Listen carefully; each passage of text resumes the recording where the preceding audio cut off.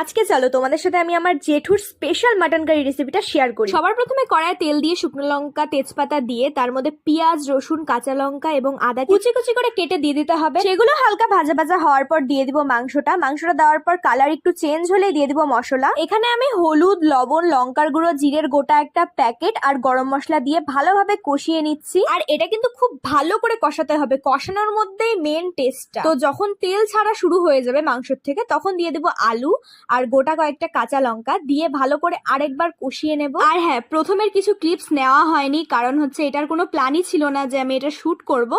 But তোমরা যদি আমার কথা মতো বানাও তাহলে একদম সেম টেস্ট হবে, বিশ্বাস করো। তো যাই হোক, এবার দিয়ে দিলাম গরম গরম জল। আর জল দেওয়ার পর কিন্তু বারবার নেড়ে নেড়ে এটাকে ঢেকে দিতে হবে যাতে ভালো করে সিদ্ধ হয় আর তলে লেগেও না যায়। তারপর এক সময় আসবে যখন দেখবে মাংস আলু সবকিছু সেদ্ধ হয়ে গেছে আর জলটাও শুকিয়ে গেছে, তখন নামিয়ে নেবে। লাস্টে কিচ্ছু দেওয়ার দরকার নেই। আজকের জন্য টাটা।